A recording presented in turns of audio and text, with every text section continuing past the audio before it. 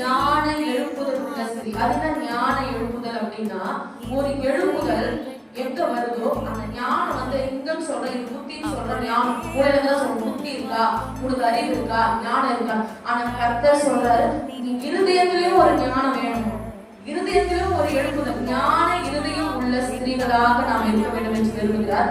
இஸ்ரவேல் ஜனங்கள் உள்ள அந்த ஸ்திரீகள் ஆசீர்வாத கூடார வேலையை செய்வதற்கும், ஆலய வேலையை செய்வதற்கும், ஊழிய வேலையை செய்வதற்கும் கர்த்தருக்கு கொடுக்கும்படி அவர்களுடைய இருதயம் ஞான எழுப்புதல்களை இருந்துச்சு. ஆசீர்வாத வேலை செய்கிறது முன்னாடி ஸ்திரீகள் இருக்கிறாங்க, நீங்க கொடுங்கன்னு சொல்றாங்க. அவங்க கைகளினால அந்த காரியங்களை அவங்க செய்யறாங்க. அவங்க கைகளினால ஆலயம் ஆசீர்வாத கூடார வேலைக்கு என்னென்ன செய்யணுமோ அவங்களுடைய கைகளை செய்கிறது. அந்த ஊழியத்துக்கும் அந்த சர்ச்சு வேலையை செய்கிறதுக்கும் இன்றைக்கும் கர்த்தருக்கு கொடுக்கறதுக்கும் ஊழியம் செய்கிறதுக்கும் நமக்கு ஞான எழுப்புதல் இருக்கா? நம்ம நம்ம பிள்ளைங்களை புருஷனை முன்னாடி தள்ளுறோமா போன்னு சொல்லி நம்ம முன்னாடி போறோமா? அன்னைக்கு இஸ்ரவேல் ஜனங்களோட ஸ்திரீகளோட இருதயம் ஞான எழுப்புதல் உள்ள இருதயமா